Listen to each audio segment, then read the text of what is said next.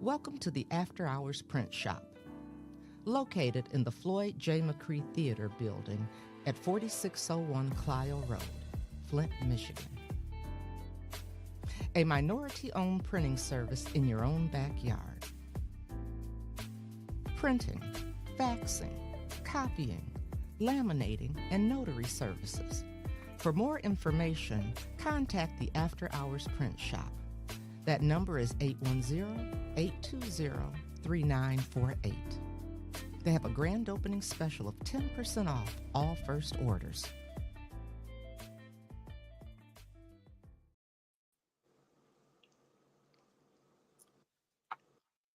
All right.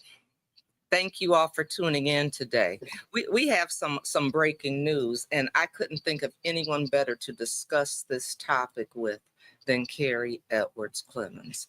And for many of you around the Flint and Genesee County area, I know you all know her because she was our deputy fire chief in the city of Flint. We were so fortunate to have you in that position, working for the people of the city of Flint. But she left us and she has moved on to bigger things. And now she's the assistant fire chief in the city of Lansing. So Carrie, thank you for coming and joining us to have this conversation. I appreciate it. Thank you for having me. I appreciate being here.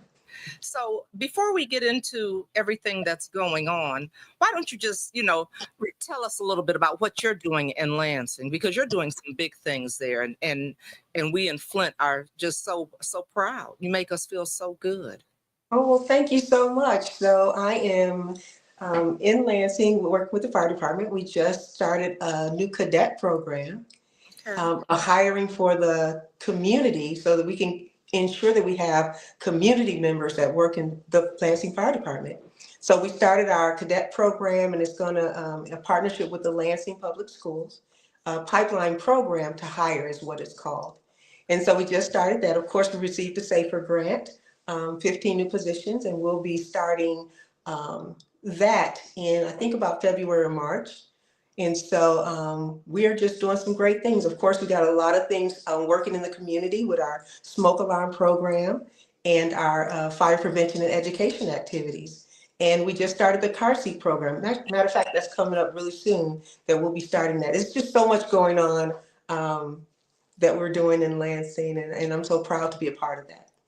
And you're going to bring a tear to my eye because we miss you here, and you were always concerned about community, and to hear that you're doing that and that pipeline program is really something. So kudos to you. And like I said, our loss is Lansing's gain. So I won't go on too much of that, but you know what I neglected to tell people when I introduced you, that you are the past president of the International Association of Black Firefighters.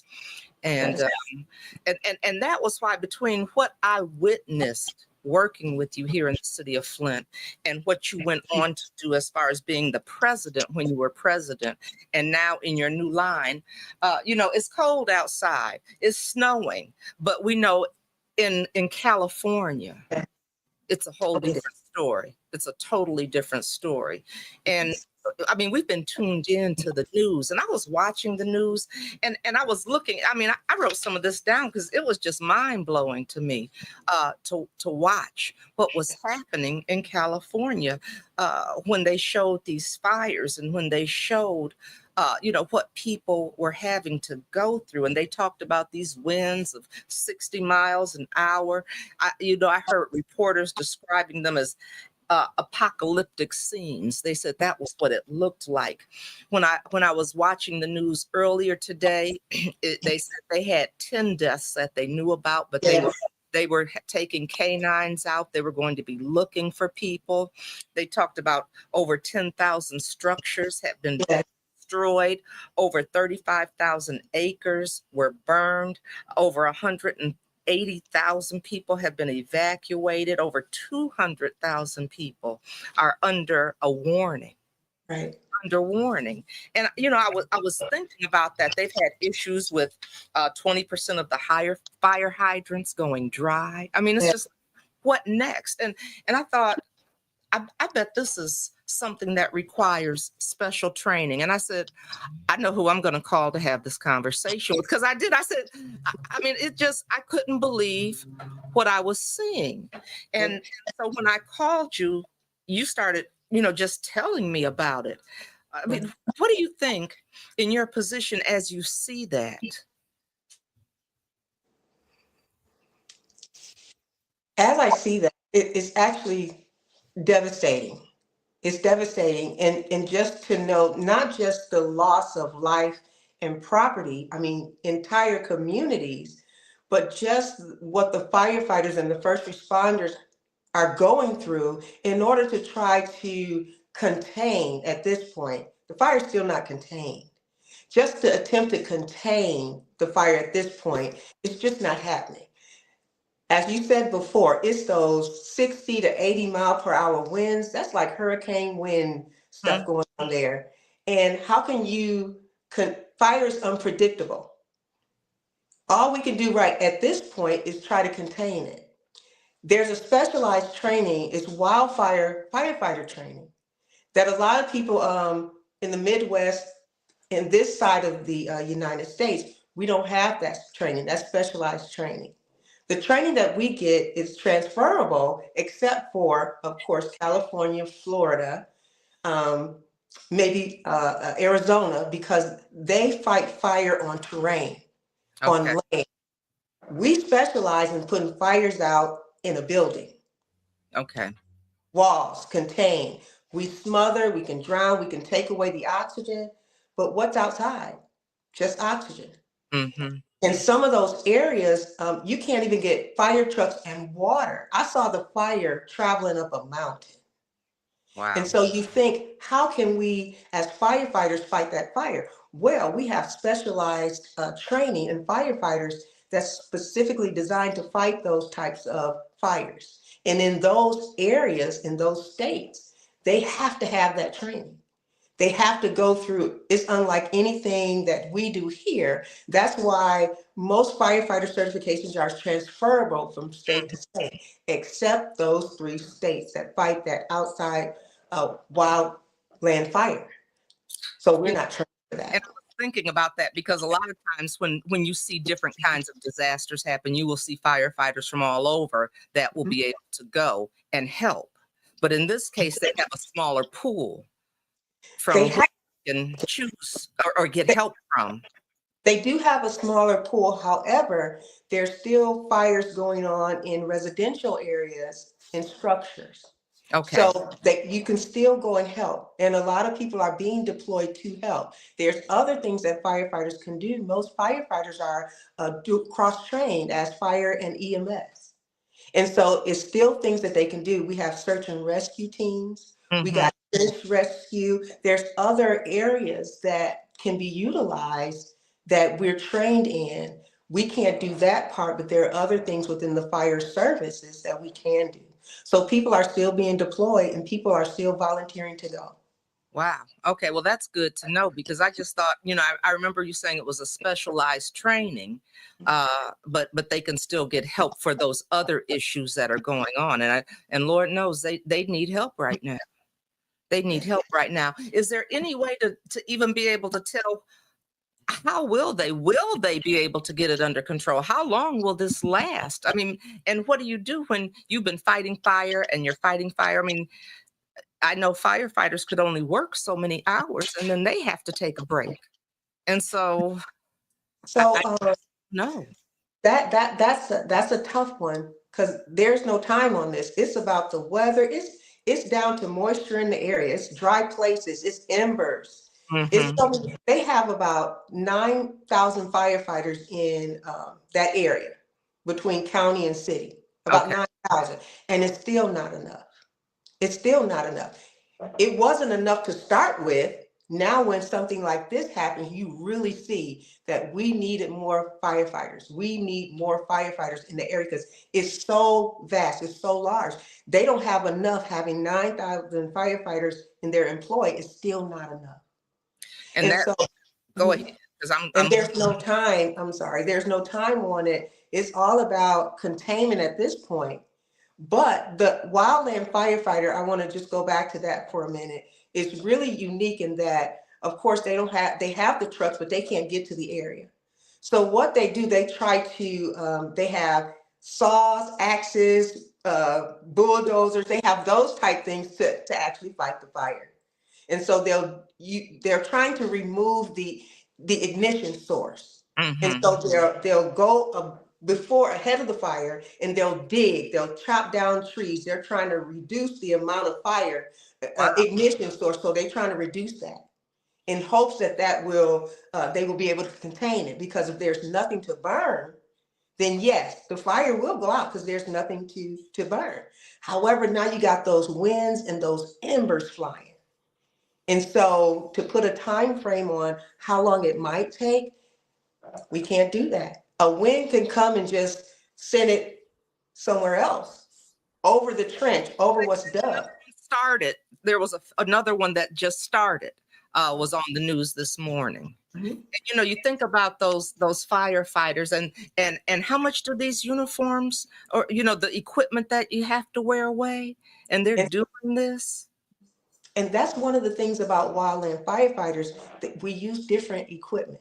Okay. And so inside the structure, our equipment is heavier because they're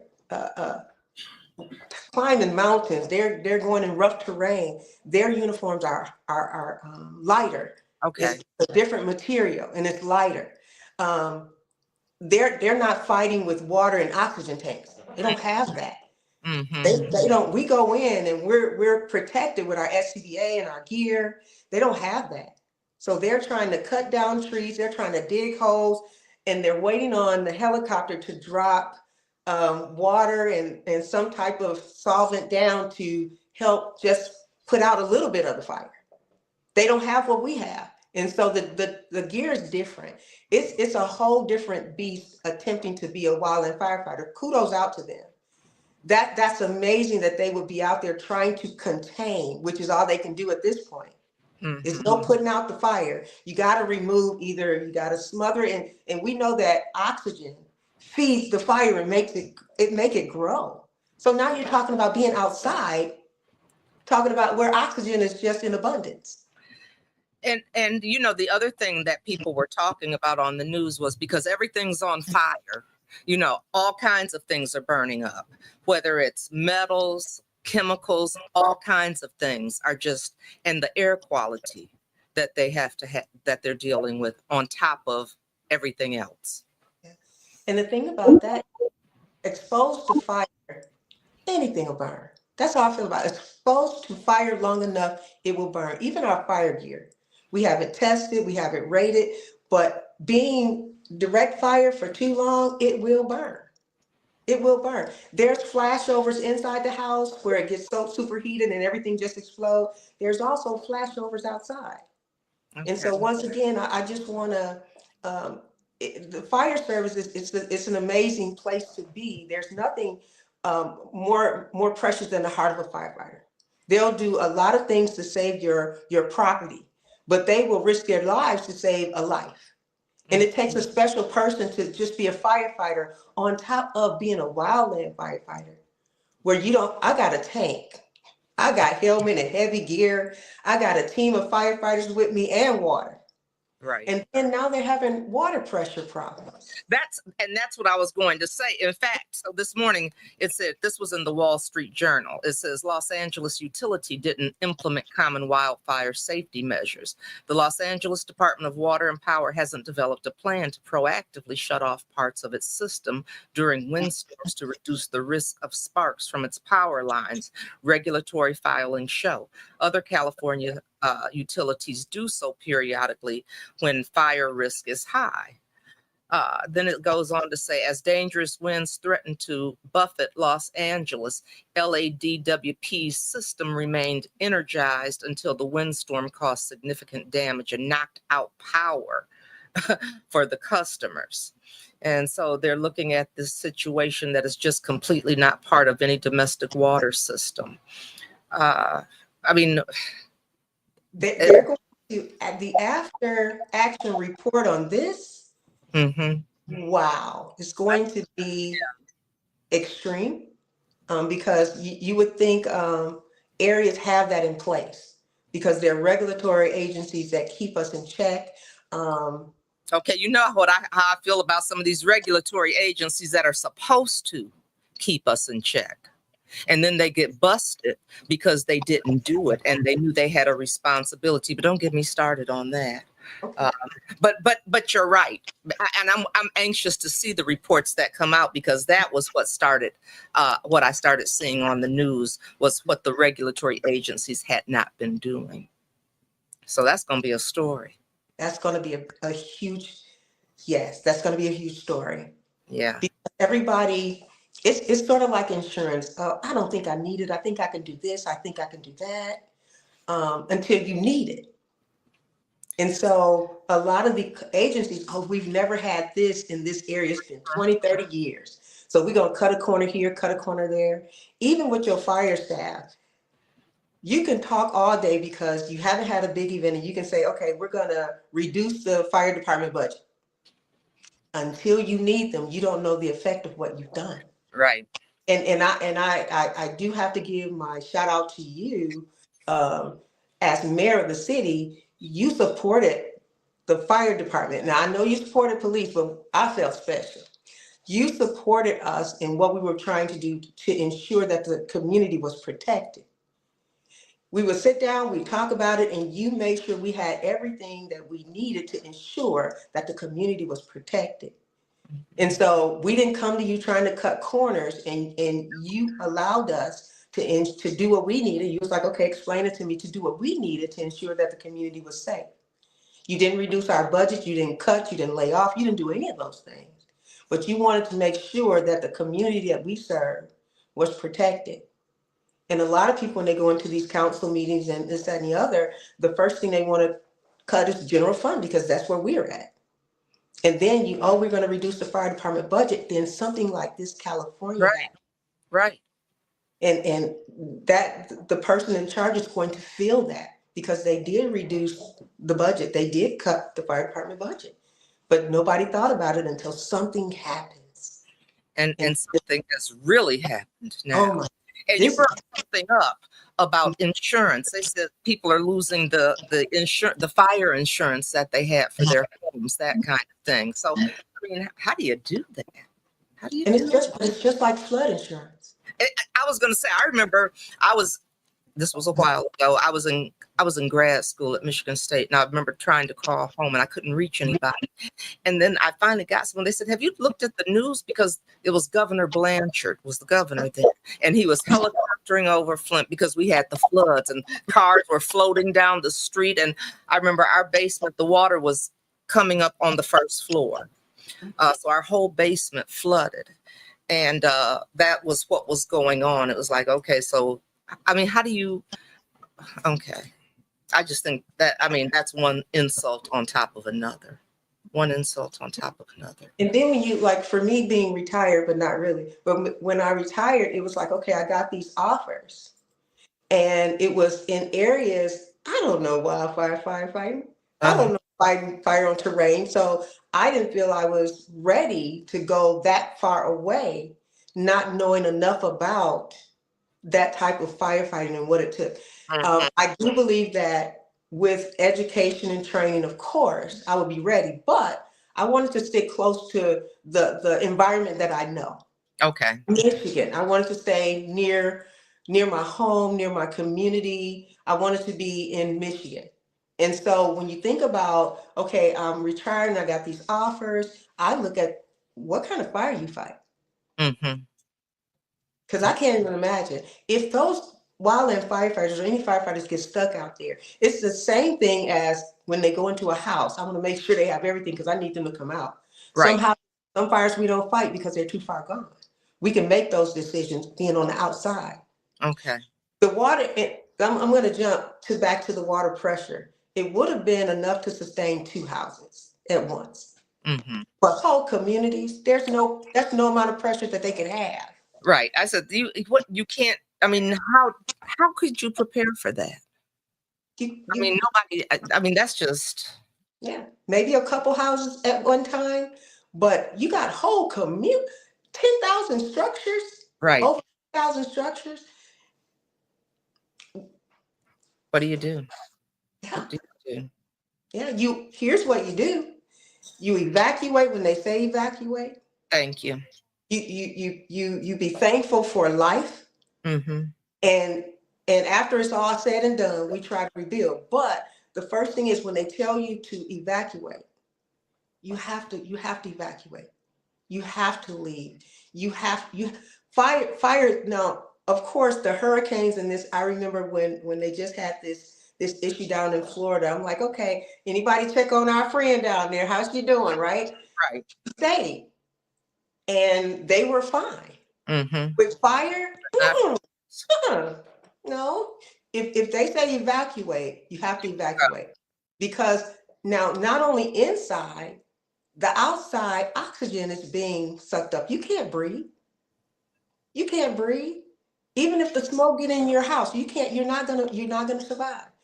You have to evacuate. Now they're doing a rescue mission trying to find survivors that didn't evacuate, Mm-hmm. and That is this so sad.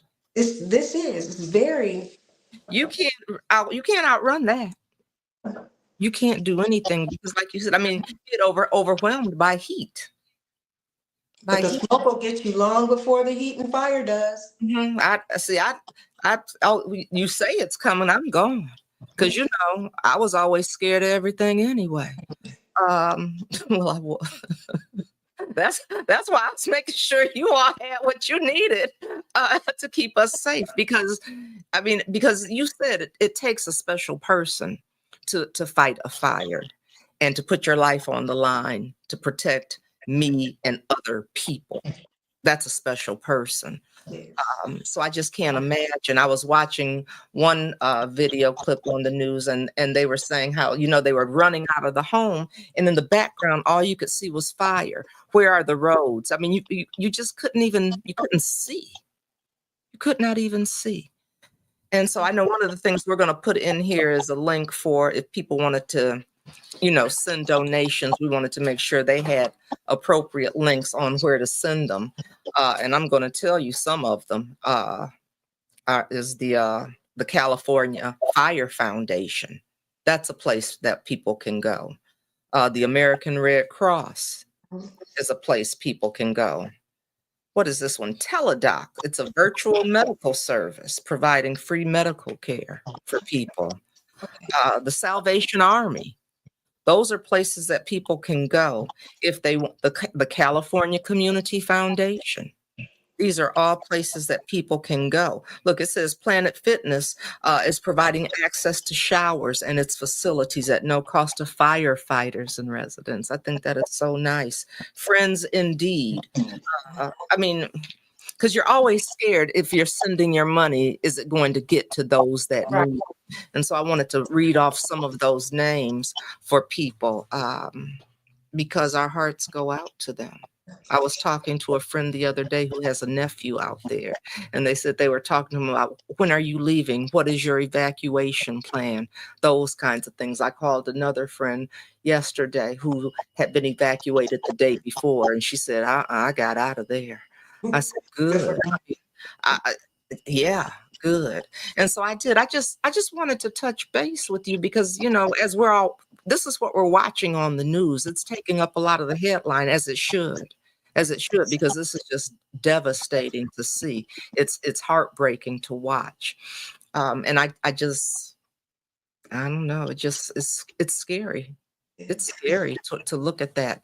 And I said, I got on my phone. I said, let me call Carrie right now because I just had questions about it. I know I'm not the only person that has questions about that. So I did. I just wanted to do a check-in with you so you could help us, understand. And it's nice to hear it from a person that we know and trust. So who's expertise, we value. Well, So thank you. that's why I wanted to reach out to you and just have a conversation. I know you've been very busy today, and I just appreciate you taking, some time out of your schedule to talk with us because you have a special place. I know Flint is special to you. This is your home, but you have a special place in our hearts as well. Thank And you. so we just want to hear from you. And I don't want to wait until a disaster to hear from you again. I think there are a lot of things that we could talk about because, we always like to talk about women in careers that are not traditionally thought of as career paths for women. And I know that's something that you have talked about a lot, is the great career path you can have, becoming a firefighter. And you're just such evidence of that. You've shown us that. And so I just have to take a moment to lift you up and thank you, because you've gone into a man's world.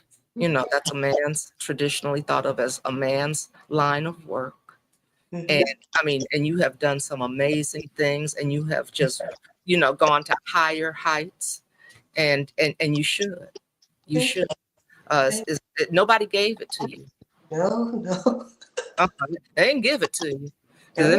They're not trying to give stuff to Black women now. Come on. They give us things, but it's not the things that we have, fought for, been educated for, trained for, worked for. And so you did what you needed to do, and it's so deserving. And you had to do more than the average person to get there. Let's just tell the truth. And so I'm always excited to see you and talk with you, and thank you for your service for Flint, and thank you for your service for Lansing, for staying here in Michigan and being able to come home and let us, have our chest puffed out when we see you and say your name. So thank you for that. Thank you. I appreciate it. Okay. And we will be in touch, Carrie. Okay. Sure. Okay, and we'll see what goes, how this plays out, and we will keep the residents there in our prayers. And we've given you places to send money, and thank you for that piece of education and knowledge on what's going on and what they're dealing with. It's hard, and just keep them in your prayers, and your thoughts in your prayers, because they do need a break. But I don't know if they could take a break right now. Wow. Okay. So, and that's something, we have rules, we have all these things in place, but can they really take a break? They can go nap and come back to work, but they really need our prayers and support right now. Yeah. That's working. You're saying take that break. And when you think about the emotional, the mental things that they have to deal with right now, and to not be able to take the break. So we do need to keep them lifted, because that was one of the other things that I just remember you are dealing with, even in Flint, having some suffered losses and not even being able to move, because all of a sudden the alarm goes off and it's like, you're gone. Yeah, never stops. It never stops. And your work doesn't stop, but your commitment hasn't stopped either. And so we appreciate you very much. I have to give a shout out to Lansing. They have been amazing to me. Today we had a award ceremony where we honored some of the firefighter of the year, EMS person of the year. We gave unit citations and things like that, just to show that we appreciate them, because when they leave our traumas, we don't know what they're going home to. Exactly. So we wanted to make sure that they know that they're appreciated, because they do a fine job and they do work hard, and they have welcomed me. And it just feels great to leave home and to go home, because they have made me feel welcome. And I appreciate administration and all that for giving me the opportunity to serve, not just there in Lansing, but I also continue to serve here in Flint. They know a good thing when they got it. And they know a good thing and appreciate it. And you deserve that. You deserve that. So good for you, because that makes it good for them. Yes, thank you. So thank you, Assistant Fire Chief of Lansing, Carrie Edwards. We appreciate you coming on. Thank you for having me. I appreciate it. Always good to see you. You too. All right. Okay. Bye-bye. Bye-bye.